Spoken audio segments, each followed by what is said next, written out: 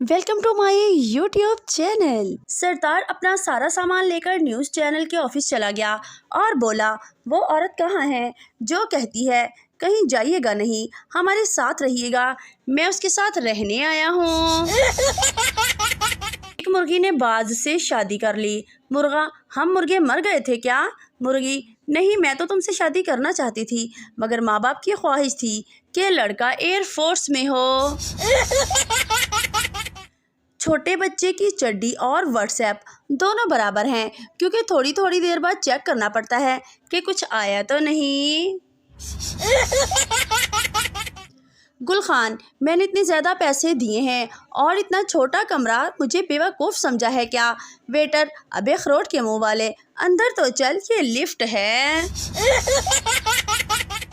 अगर घर की सफाई और डस्टिंग ना की जाए तो पक्की बात है कि मेहमान आ जाते हैं, और जब दिलो जान से पूरा घर चमका दो तो आंधी आ जाती है।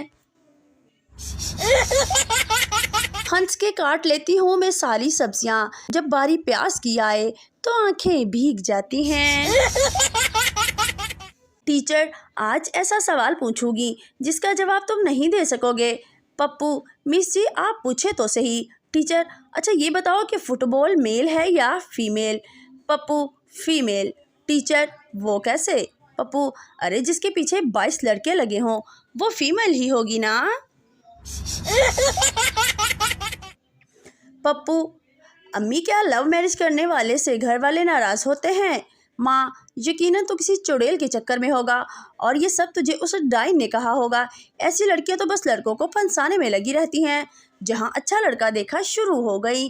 बेटा, इनसे बच कर रहना, ये बहुत मक्कार और मीसनी होती हैं, और इनका ख़ानदान भी।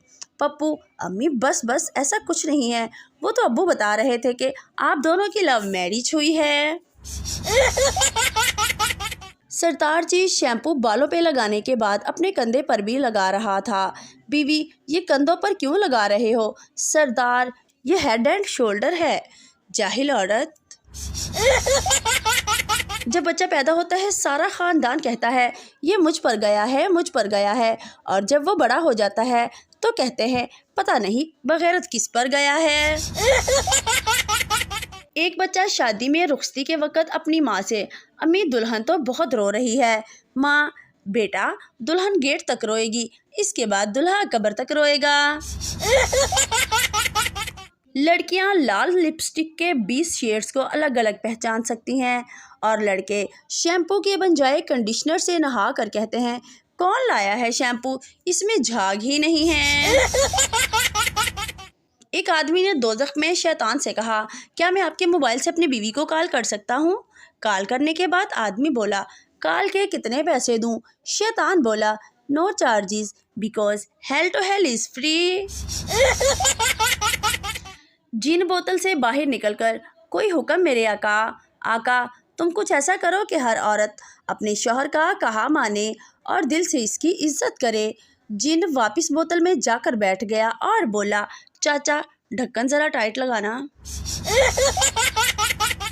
बाप, बेटा क्यों रो रहे हो? मुझे दोस्त समझकर बता दो। बेटा, कुछ नहीं यार, सब्जी के पैसों से मैंने अपने वाली को मोबाइल बैलेंस लोड करवा दिया है तो तेरे वाली ने बहुत मारा।